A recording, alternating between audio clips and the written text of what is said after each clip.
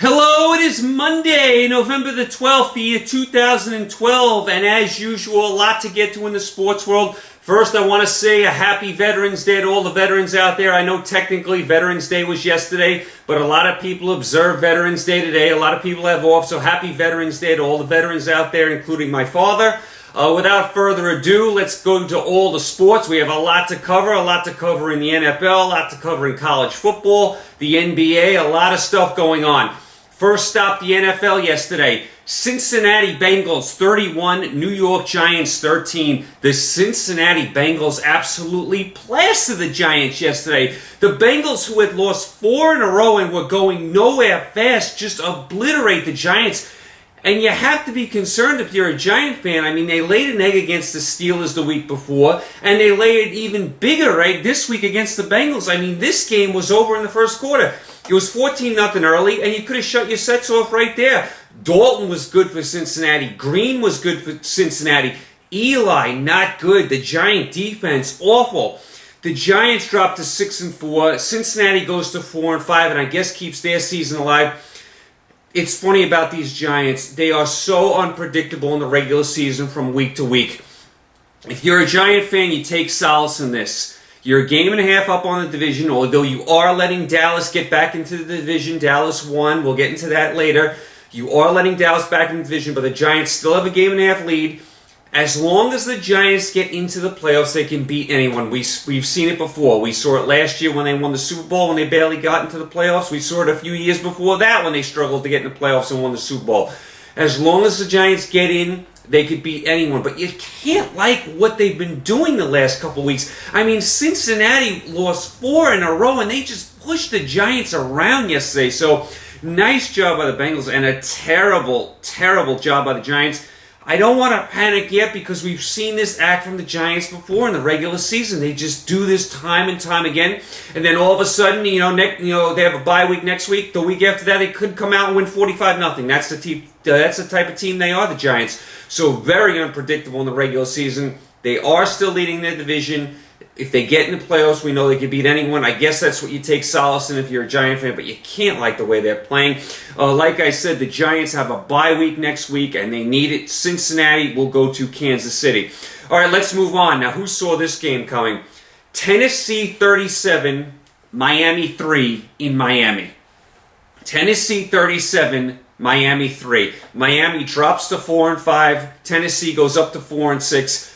Who saw this coming? I mean, Tennessee just dismantled Miami. Miami's been playing good football all year. They've been a surprise team. Tannehill's looked good at quarterback. Tennessee looked like a dead carcass. And here they go. They go into Miami and they beat them by 34 points. Miami doesn't get a touchdown. Tannehill, not good yesterday, 3 interceptions. Locker back at quarterback for Tennessee. He throws 2 touchdowns. Johnson's 126 yards rushing. Miami, 4 turnovers. This game was just a disgrace for Miami. They were never in this game. And a lot of empty seats down there in Miami also. Not a great sports city, Miami. Too much to do, in other aspects down there. So, nice job by Tennessee. I didn't see this one coming at all, and not a good job by Miami at all. You have to scratch your head at what happened to the Dolphins, and you wonder if this is a prelude to come, for the rest of the year for the Dolphins. Are they going to continue to struggle? I mean, have we seen the best from the Dolphins? So, who knows? Miami has a short week. They're at Buffalo on Thursday night, so that won't be easy. Tennessee has a bye. All right, let's move on. In Minnesota 34, Detroit 24. Minnesota goes to 6-4. Detroit drops to 4-5.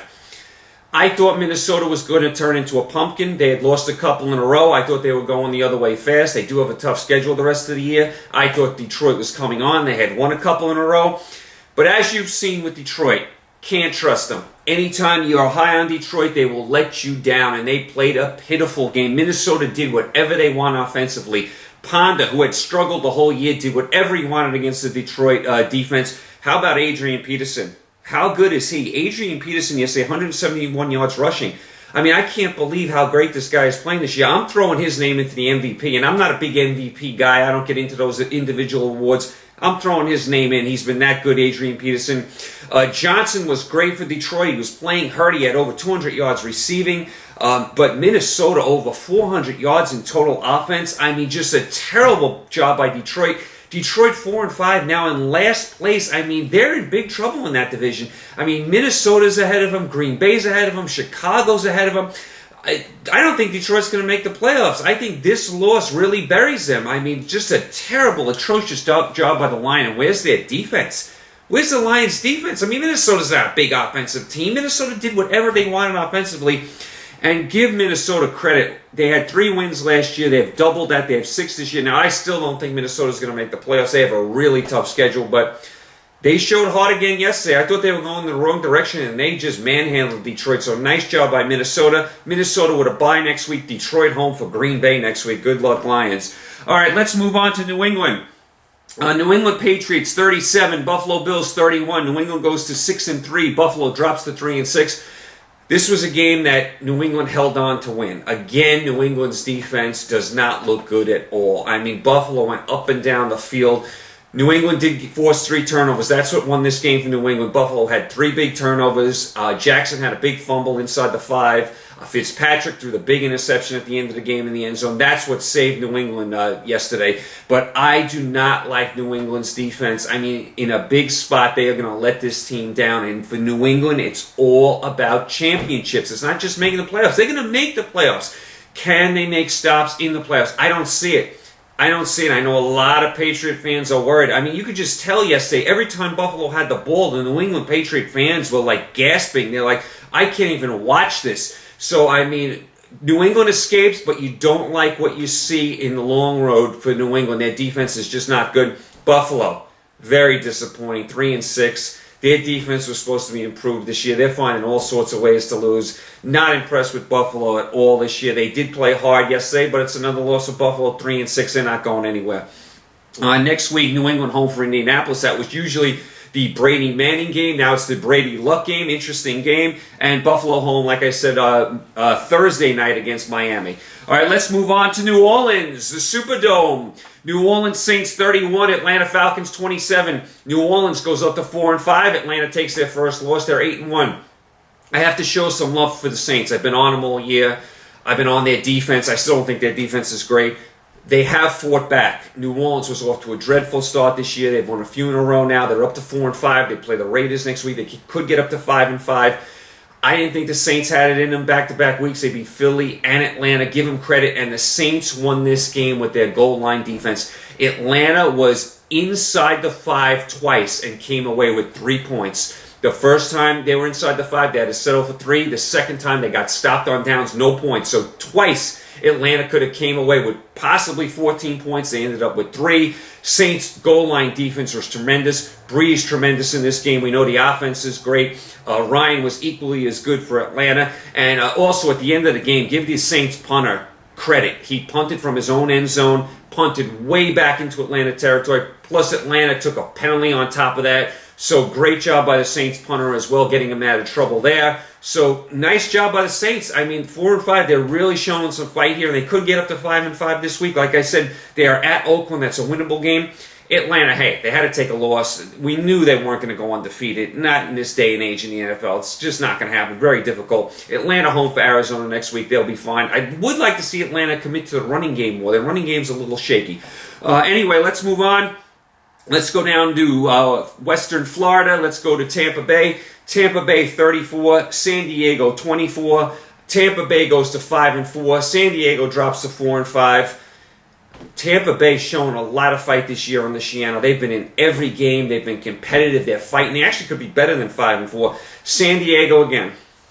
San Diego again finds a way to lose. San Diego outgained Tampa 426 to 279, yet they lose by 10 points. Why?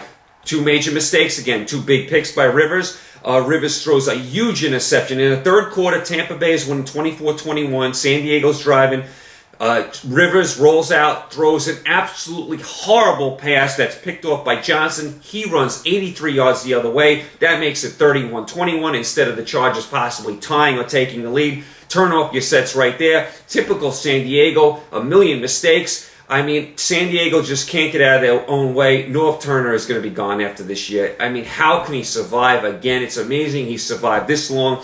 San Diego again shoots themselves in the foot. If you're a San Diego fan, you just got to shake your head at this team. Time after time after time, they just find ways to lose. Nice job by Tampa Bay. Tampa Bay at Carolina next week. That's a winnable game. San Diego at Denver. That could be another loss, and that could bury San Diego for the rest of this year. So nice job by Tampa. Terrible job by San Diego. Let's move on. Let's move on to Carolina. Denver 36, Carolina 14. Denver goes to 6-3. Carolina drops to 2-7. This game was not competitive. I mean, this was Denver all the way. Denver manhandled Carolina. Cam Newton looks like he's pressing. He had a bad interception. It was one run back for a touchdown. Manning looks like he's building some chemistry with the Denver receivers. Denver defense played great, 1 million sacks. I like what I see from Denver. They're a contender. I mean, with that defense and with Manning, they are a contender to do big things in the playoffs. They just are. You can't deny them that. They've done a nice job. They got off to a slow start, but that win against San Diego where they came back really has set the ball in motion forward for them. They've really been playing well. They are 6-3, doing a really nice job. Carolina 2-7, major disappointment this year. Cam Newton, major disappointment. Carolina home for Tampa. Denver home for San Diego next week. So nice job by Denver overall. Carolina, lost year for them. All right, let's move on to Baltimore. Baltimore Ravens 55, Oakland 20. Baltimore 7-2, Oakland 3-6. I mean, we've said it a million times. Baltimore can bully you at home. They struggle on the road. They can bully you at home. They did that to the Raiders. They scored each and every time they had the ball. I mean, 55 points, most in Raven history. I mean, what a ridiculous joke. I mean, the Raiders can't do better on defense than that. I mean, come on. Raider offense was decent. They had 20 points. Palmer, had some yardage, but where was the Raider defense just there? I mean, I know the Ravens have a good offense, but 55 points in the NFL? Come on. This game was a blowout. The Ravens can do that to you at home. Even with all their injuries on the defensive side of the ball, the Ravens have a big-time offense. They can bully you around. They did that to Oakland. Ravens 7-2. They're going to be fighting for Pittsburgh for that home field for the winner of that division. That's going to be key to see who makes a big run in the playoffs, who can win that division. Right now, the Ravens have a 1-game lead. They do play in Pittsburgh next week. Oakland, 3-6, they're neither here nor there. They have Carson Palmer, who's a guy that wants to win now, but the team is not even close to winning now. So they're neither here nor there. I mean, long year again for the Raiders at 3-6. They're home for New Orleans next week. That could be another loss. All right, let's move on. Let's move on to Seattle. Let's move on to the toughest home field in the NFL. Seattle at home beats the Jets 28-7. Seattle goes up to 6-4, 5-0 at home. Jets drop to 3-6. Seattle is a dominant home team. The fans are amazing there. Wilson plays better at home. I still wonder about them on the road. I love Seattle's defense. I like what Pete Carroll's done with Seattle from top to bottom. They're much improved. They're fun to watch. I love watching them at home. They beat the Jets from pillar to post, and especially in the second half. The Jets season is over. They're 3-6. Sanchez 9 for 22, 124. I mean, that's just terrible. Only Jet points came on a defensive touchdown. All you need to know about the Jets and their whole, nonsense is this. They had a second and goal from the 7. They give the ball to Green, 2 times. Then on third down, they bring in Tebow. Then Tebow, then the offense gets called for a penalty. They move back. They bring Sanchez back in the game. Sanchez off that throws an interception. I mean, that sums up the Jets right there. Sanchez is in, he's out, Tebow's in, who's out. A complete mess. Rex Ryan, all he does is talk. Cromartie guaranteeing the Jets will make the playoffs. More talk. Jets are a complete disgrace. No stars. The couple stars they have are hurt. Jets season is over. They have a long way back. I don't think Rex Ryan is going to be fired. The Jets hierarchy seems to love him.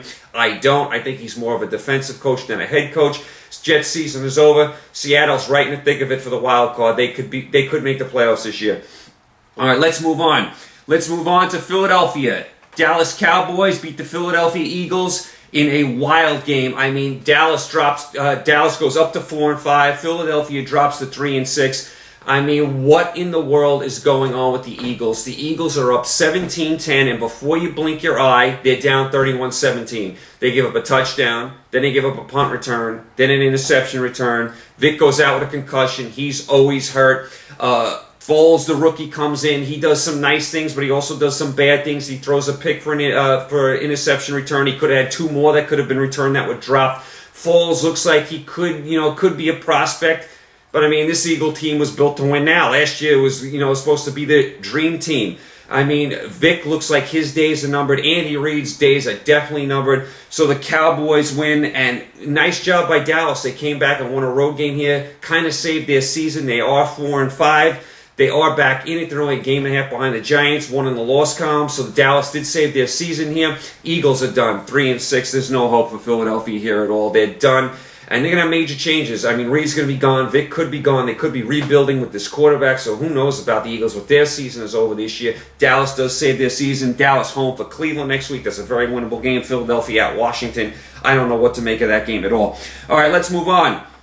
Let's move on to San Francisco. Rams 24, San Francisco 24. The game ends in a tie of all things. I mean, my goodness, we haven't seen a tie in the NFL in years and years. We get one yesterday. Rams go to 3-5-1. San Francisco goes to 6-2-1. Smith, the quarterback for San Francisco, knocked out with a concussion. Kaepernick comes in. He plays much better in the second half.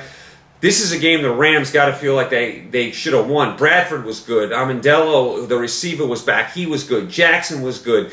Rams in overtime get a 80-yard pass down to the inside the 5. It's wiped out because of an illegal formation penalty. Then the Niners come back. Akers misses a field goal in overtime. They had a chance to win. Then the Rams come back. They kick a 53-yard field goal. It's good. Rams get a delay of game call. They got to kick it again, 58 yards, no good. So the Rams have to feel like they should have won this game, and the Niners have to feel like they escaped. Didn't like what I saw from San Francisco. I know the quarterback got knocked out. Was surprised how easy the Rams moved the ball up and down the field on that San Francisco defense. I thought San Francisco had come around. They struggled early in the season. I thought they were playing much better. Didn't like what I saw from San Francisco. Stepped back from them yesterday, and Rams have been playing hard. They're competitive. They need a little more offensive firepower, but they have been competitive. I did like what I saw from them yesterday. So the Rams go to 3-5-1, Niners 6-2-1. Rams host the Jets next week. San Francisco home in the Monday night game next week against the Bears. That should be an interesting game. All right, let's move on. Let's move on to the Sunday night game. Houston 13, Chicago 6 at historic Soldier Field in a rainy, sloppy game. Cutler, another quarterback, knocked out with a concussion. You had Cutler knocked out yesterday. Vic knocked out yesterday. Alex Smith knocked out yesterday. A lot of quarterbacks went down yesterday. Campbell came in for Cutler. Campbell not great. Houston's defense was dominant. Foster 102 yards on the ground. Other than Marshall, the Bears don't have any weapons. Plus, they have a shaky offensive line, and they don't get the ball to Forte enough out of the backfield. So the Bears on offense still shaky. Their defense can play with anyone. We know that. Houston, the best team in the AFC, and the Bears turned the ball over a lot yesterday. I mean, it's usually the Bears forcing turnovers. The Bears actually lost the turnover battle yesterday. So Houston goes to 8-1. Chicago drops to 7-2. Houston home for Jacksonville next week. They'll beat them easy. Chicago, like I said, at San Francisco next Monday night. Interesting game. The Thursday night game in Jacksonville was a wipeout. Colts 27, Jacksonville 10. Jacksonville's 1-8. They're one of the worst teams in football. Colts are 6-3 behind Luck and a playoff contender. Do you believe it? Do you believe the Colts with Luck are 6-3? Unbelievable job by the Colts and their coaching staff. And Gabbard, who knows about him as a starting quarterback for Jacksonville? I mean, they drafted him high. They traded up to get him. Still shaky. I don't know about him. And when is Jones-Drew going to play? It seems like he's been out the whole year. So Jacksonville, they're going to be the worst record in the NFL, I think. A long way to go back for them. And the Colts, nice job by them. Tonight we have Pittsburgh hosting Kansas City. Not a great Monday night game. Pittsburgh should bury them. Pittsburgh with the big game on Sunday night next week against Baltimore. That's for the division lead. So that wraps up the NFL for this week. Let's quickly touch on the college football. Unbelievably, Texas A&M goes into Alabama, goes into Tuscaloosa, and knocks off the number one tide, 29-24. Alabama drops to number 4 in the polls. A&M all the way up to number 8. How about the quarterback for Texas A&M? He was amazing. Running, passing, just unbelievable in the pocket. Great job by him. Texas A&M with the big goal line stand. Alabama, too many turnovers. Then Alabama's going to get the ball back down 5 at the end of the game. And what do? They go offsides on the punt. That was a good call. Saban argued it. It was a good call. The Alabama guy definitely did jump. Tremendous job by Texas A&M going into Tuscaloosa and beating Alabama. I was worried Alabama was going to be flat in this game after the big win at LSU, and they came out flat, and they were playing catch-up the whole game. And by the way, another thing. Now we can stop all this talk about Alabama being better than NFL teams. I know a lot of people said that. I mean, it was ridiculous talk. I mean, Steve Spurrier said that. I mean, come on. I mean, as good as Alabama is, they're not as good as NFL teams. I mean, they just lost to Texas A&M at home, and they could have lost to LSU last week. I mean, come on now. I mean, better than NFL teams? I mean, give it a break. And Steve Spurrier, you should know better. Steve Spurrier, you coached in the NFL, and you know how tough it is to coach there because you ran back to college because you couldn't handle the NFL job. So please, don't insult the NFL with that college talk. College teams are better than the NFL teams. No, they're not. A team like Kansas City or Jacksonville would demolish Alabama, and that's a fact. So let's get off that. Alabama drops the 4 in the BCS. They're going to need help. They're going to need 2 of these teams in front of them to lose. Either Notre Dame, Oregon, 2 of the 3. Notre Dame, Oregon, and Kansas State, 2 of the 3 are going to have to lose for Alabama to jump up there. Plus, Alabama is going to have to beat Georgia in the SEC title game. Kansas State, you knew number 1. They beat TCU 23-10. First time in Kansas State history, they're number 1. Bill Snyder. How about the job he's done? Kansas State is number 1 in college football. Let me say it again. Kansas State. I mean, people thought Kansas State couldn't even go 6-6 in football. Here they are, the number 1 team in the country. Klein, a Heisman favorite. Tremendous job on them. Kansas State has 2 games left. At Baylor, home for Texas. They can win both of those games. Remember, no Big 12 championship game this year. So Kansas State looks like they have a good shot of going undefeated. Unbelievable. Oregon, they go up to number 2 in the polls. Oregon dismantles Cal 59-17 in Berkeley. Cal, lost season for them. Oregon undefeated. They have the toughest schedule of any of the undefeateds left. Oregon has to play home for Stanford, tough game. At Oregon State, tough game. And then they have to play the Pac-12 championship game, which could be a rematch with USC. That game will be probably at Eugene. But 3 tough games for Oregon, so they definitely have the toughest road. Notre Dame, they go up to number 3. They beat BC 21-6. Ho-hum up in Boston College. Notre Dame, 2 games left. Home for Wake Forest. They'll take care of them. Then the big game at USC in the Coliseum. Now, USC's been disappointing this year. That's still a big game. That's still a game Notre Dame could lose. So Notre Dame with a big game at USC in 2 weeks. Georgia goes up to number 5 in the polls. They go to 9-1. They beat Auburn 38-0. Auburn 2-8. Auburn 2-8. I never thought I'd see the day where Auburn would be 2-8. This is 2 years removed from the national championship. This is a year away from the great recruiting class they had with all these 5-star recruits. Terrible job by Auburn. I'm shocked. I can't believe they're 2-8. Florida, they go to 9-1. They stay number 6 in the polls. They beat Louisiana Lafayette 27-20. Very unimpressive by Florida. Had to get a block punt late in the game to win this game. They were losing most of this game, but they do pull it out. Syracuse at home beats Louisville 45-26. Louisville bounced from the ranks of the undefeated, so nice job by Syracuse. Ohio State had the week off. Ohio State is undefeated, but they can't go anywhere. But it's interesting to see if they go undefeated in Urban Meyer's first year. Off this last week at Wisconsin this week, home for Michigan. 2 weeks from now, keep an eye on Ohio State. Michigan at home, 38, Northwestern 31 in overtime. Just a game Northwestern completely blew. As time is running out, Northwestern is punting. Instead of, they're punting around midfield, not much time left. Instead of punting it like out of bounds at like maybe the 20 or the 10, what does the Northwestern punter do? He kicks a low line drive in the middle of the field. Michigan had a return on. They weren't going for the block punt. Michigan fields it. They run up to like past their own 40. Then from there they throw a Hail Mary that's caught. They kick the game-tying field goal. They win in overtime. Terrible loss by Northwestern. A miracle win by Michigan. Northwestern's got to be kicking themselves for that. A couple other games of note. Missouri goes into Tennessee and beats Tennessee 51-48 in 4 overtimes. Tennessee 4-6, 0-6 in the SEC. Tennessee 0-6 in the SEC. You got to wonder about the coach there. I mean, I never thought I'd see the day where Tennessee was 0-6 in the conference. Terrible job by them. Here's a score for you. Georgia Tech 68, North Carolina 50 at North Carolina. What kind of performance is that by North Carolina's defense at home? Give up 68 points to Georgia Tech. Disgraceful. I want to give a little props to San Diego State. San Diego State at home beats Air Force. They go to 8-3. That's a really nice job by San Diego State. Really nice program there. So nice job by them at 8-3. Oklahoma State beats West Virginia 55-34. West Virginia is 5-4. There was talks about them going undefeated this year. They're 5-4. At this rate, they're going to be lucky to make a bowl game. Terrible job by West Virginia. Also, props to Fresno State. Fresno State goes into Nevada, beats Nevada 52-36. Fresno State's 8-3.